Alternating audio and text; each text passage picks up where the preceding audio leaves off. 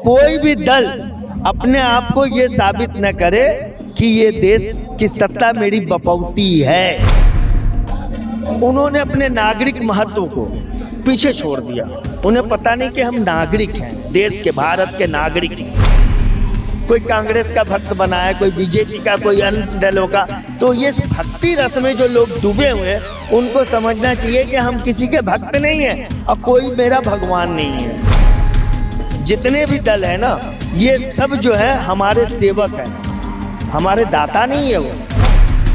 आज पाकिस्तान विश्व के नक्शे पे सबसे निचले देशों की श्रेणी में है। जो एक बड़े बाहुबली नेता थे आजम खान, उनको जेल में डाला गया, उन्हें 7 साल की सजा हुई। कहीं ना कहीं से वो अपराधी थे तभी तो। यदि किसी की वैध जगह पे बुलडोजर चला हो तो उसकी जवाबदेही शासन जवाब देगी। उन्होंने हमेशा अपने लोगों को जो है कि पीठ पे हाथ रखा और उन्हें अपराधी की श्रेणी तक पहुंचने दिया, अपराध करने दिया।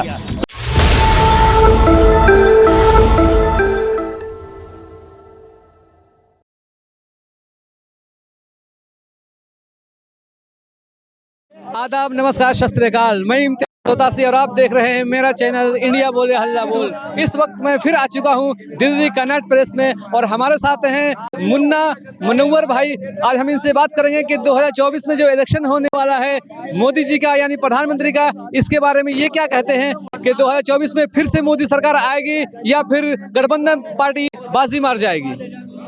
देखिए, भारत इस देश में सत्ता किसी के पास उसकी बपौती नहीं। सत्ता भारत की, देश की जनता की है। देश की जनता तय करती है कि हमें देश के अंदर कौन से दल, कौन सी पार्टी की सरकार चाहिए।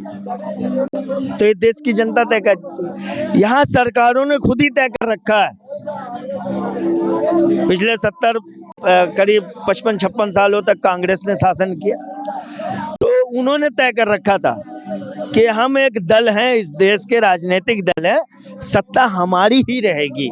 लेकिन जनता ने उन्हें एक नहीं कई बार पटकनी दी, सत्ता उनके हाथ से गई।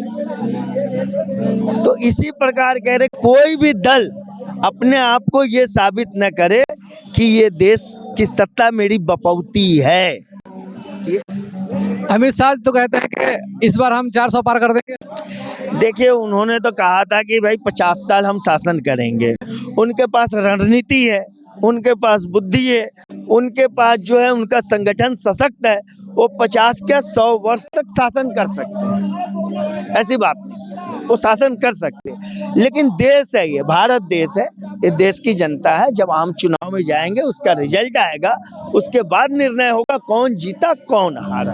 अच्छा, आपको लगता है कि इतनी महंगाई, बेरोजगारी और बहुत सारे मुद्दे हैं, उसको लेकर अगली बार जो 2024 में जनता वोट करेगी वो मोदी जी को वोट कर सकती है या फिर चेंज कर देगी सरकार? ये अभी जनता जो है ना, देश की 99% जनता, उन्होंने अपने नागरिक महत्व को पीछे छोड़ दिया।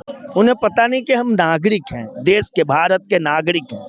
और नागरिक होने का मतलब क्या होता है कि देश की समस्त संपदा पे प्रत्येक नागरिक, हम आप सभी का बराबर का अधिकार है, बराबर का अधिकार है। हम इसके सहभागी हैं। हम किसी के नौकर नहीं, किसी के गुलाम नहीं, किसी के दबाव में नहीं। जितने भी दल है ना, ये सब जो है हमारे सेवक हैं, हमारे दाता नहीं है वो, हमारे राजा महाराजा नहीं। वो सेवा करने के लिए आते हैं। उनको एक तय समय के लिए उनको सत्ता दी जाती है। फिर यदि जनता को ये दल, ये उनका प्रतिनिधित्व यदि अच्छा लगता है तो उसको जनता रिपीट करती है।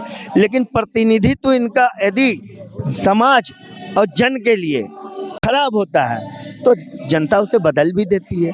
तो इस देश की राजा देश की जनता है, लेकिन जनता ने अपने इस महत्व को भूल करके कोई कांग्रेस का भक्त बना है, कोई बीजेपी का, कोई अन्य दलों का। तो ये भक्ति रस में जो लोग डूबे हुए हैं, उनको समझना चाहिए कि हम किसी के भक्त नहीं हैं और कोई मेरा भगवान नहीं है। हम खुद स्वयं मालिक हैं। अच्छा, इस तरह से जो भक्ति चल रही है तो इसमें देश का क्या हो सकता है? देश का फायदा हो रहा है या नुकसान हो रहा? देखिए, सत्ता की भक्ति देश के नागरिकों को कभी नहीं करनी चाहिए। जिस देश में भी आप देखेंगे कि सत्ता की भक्ति यदि उस देश के नागरिकों ने कर ली तो देश कभी तरक्की नहीं किया। सत्ता की भक्ति आप देख लीजिए पाकिस्तान के अंदर। आज पाकिस्तान भारत के समकक्ष आज़ाद हुआ था। पाकिस्तान में कोई भी गवर्नमेंट ने अपने शासनकाल को संपूर्ण कार्य अवधि तक संपूर्ण नहीं किया, उनकी सत्ता गिर गई, बिखर गई। आज पाकिस्तान विश्व के नक्शे पे सबसे निचले देशों की श्रेणी में है।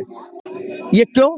क्योंकि वहाँ के नागरिक जो है ना, वो सत्ता को जो है ना भगवान मान बैठे थे कि नहीं भाई ये है, यहाँ तो ये चल रहा है, वो चल रहा है। उन्होंने देश और देश की जनता के बारे में नहीं सोचा, तो इसलिए आज वो गर्त में है। ये भारत हमारा सोने की चिड़िया था, ये देश हमारे सोने की चिड़िया अब भी है। लोग कहते था, लेकिन हम कहते ये अब भी है।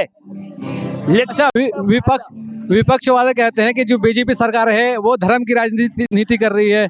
नहीं नहीं, ऐसी कोई बात नहीं। धर्म की राजनीति एक आरोप प्रत्यारोप है। धर्म की राजनीति जो है एक आरोप प्रत्यारोप है। भारत देश का कोई भी प्रधानमंत्री हो, कोई भी बने, वो देश के नागरिकों के लिए बनेगा, वो धर्म की राजनीति नहीं। कुछ समय के लिए जो धर्म की राजनीति लोग आरोप प्रत्यारोप करते हैं, उनको खुद सोचना चाहिए।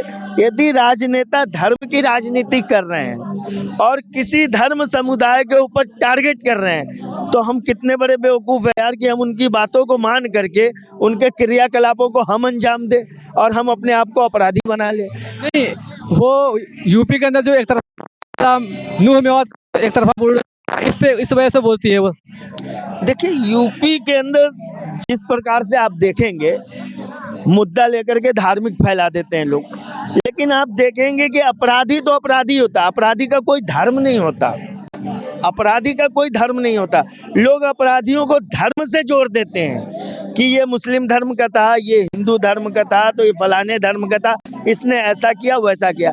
जो भी उत्तर प्रदेश के अंदर योगी महाराज के शासन काल में जो भी कार्रवाई हुई है, अनुचित नहीं हुई है। वो दागी थे, वो कहीं ना कहीं से अपराधी थे। अतीक अहमद को ले लीजिए आप, तो कोर्ट है ना, कोर्ट देती नहीं उनको सजा। कोर्ट तो है, कोर्ट का न्यायपालिका तो कार्य कर ही रहा है। कोर्ट से पहले उन्होंने बुलडोजर चलवा दिया। नहीं, बुलडोजर का बात ये है कि देखिए, जिस जगह को अवैध कब्जा था, शासन ने उस बुलडोजर चलाने की जो प्रक्रिया थी शासन की, उन्होंने जो है कि पूरा जो है कानून प्रक्रिया का पालन करके बाकायदा नोटिस निकाल करके उस जगह को जो अवैध था उसको गिराया। यदि किसी की वैध जगह गिरी हो, यदि किसी की वैध जगह पे बुलडोजर चला हो, तो उसकी जवाबदेही शासन जवाब देगी। आज नहीं कल भाई, हमारी न्यायपालिका विश्व में सबसे मजबूत है, हमारी न्यायपालिका जवाब मांगेगी ना। तो आप जो आरोप लगाने से पहले न्यायपालिका की शरण में तो जाइए। आप ऐसे ही आरोप लगा देंगे कि इन्होंने ये किया, वो किया, फलाना किया। आज न्यायपालिका ही तो है देश की। जो एक बड़े बाहुबली नेता थे आजम खान, उनको जेल में डाला गया, उन्हें 7 साल की सजा हुई। कहीं ना कहीं से वो अपराधी थे, तभी तो। यदि अपराधी नहीं होते तो न्यायपालिका उन्हें सजा देती। तो ऐसे तो बीजेपी में बहुत सारे अपराधी, उनको क्यों नहीं होता सजा? बिल्कुल है, समय समय पे उन पे भी कार्रवाई होगी। देखिए, राजनेता जो है, राजनीति जो है ना, वो हमेशा पक्षपात।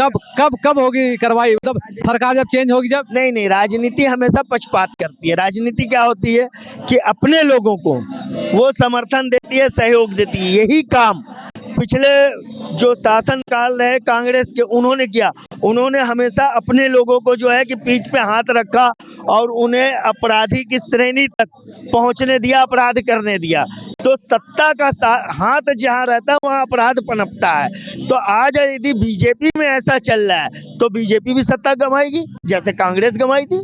जनता अंधी नहीं है, देश की जनता बहुत जागरूक। आपको क्या लगता है कौन आ सकता है 24 में? क्या देखिए, गठबंधन की सरकार आने वाली है 2024 में। यदि भारतीय जनता पार्टी अपने प्रधानमंत्री का चेहरा बदल दे, योगी आदित्यनाथ को प्रधानमंत्री का चेहरा घोषित कर दे, तो मेरा दावा भारतीय जनता पार्टी तीसरी पारी खेल जाएगी। लेकिन यदि इस चेहरे को लेकर के यदि आप चुनाव में जाओगे, तो इस चेहरे ने जो है ना भारत की जनता को बहुत दुख दिए।